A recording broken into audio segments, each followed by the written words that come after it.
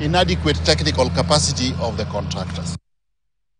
Familia moja kutoka eneo la Butere, kaunti ya Kakamega, ambayo ilipoteza watu 6 katika mkasa wa Shakahola, hatimaye wamefanikiwa kupata miili 4 ya wapendwa wao. Maafisa wa DCI na wale kutoka afisi ya mwanapatholojia mkuu wa serikali ilikabidhi miili 4 kwa George Kea Okaka, aliyepoteza mkewe na watoto wake 5.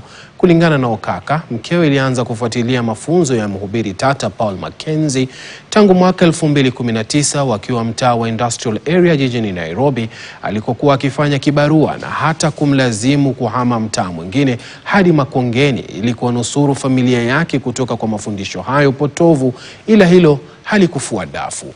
Ameongezea kuwa mkewe alitoroka nyumbani Kakamega mwaka 2023 walikokuwa wamehamia na kujenga na dhehebu hilo msituni Shakahola hadi walipofikwa na mauti. Kwa jumla, kufikia sasa miili 16 imekabidhiwa kwa familia, wakisubiri kusafirishwa miili hiyo kwa ajili ya mazishi.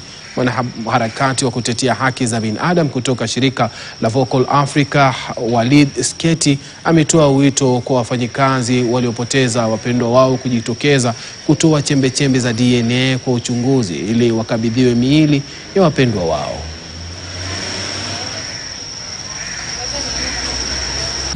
Walianzia Nairobi wakati Mackenzie alishikwa trip ya kwanza. Nilikuwa nafanya kazi pande ya Industrial Area kama cleaner.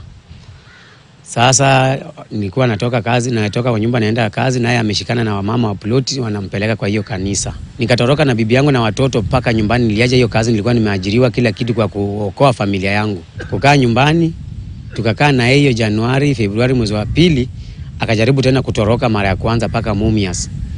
Sasa juzi Saturday ndio tukapigiwa simu wamepata miili 4, ingine haijapatikana. Tukuje huku tufanye DNA mara ya pili to prove ndio tupewe miili zetu tuende tukazike.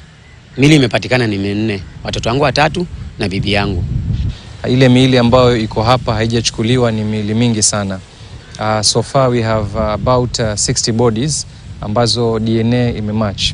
We have more than 300 bodies ambazo hazijakuwa identified. So tunawasihi, ikiwa unaweza kufika Malindi kutoa chembe zako za damu ili uweze kupata familia yako, itakuwa ni vizuri sana. Serikali sasa kupitia idara ya uhamiaji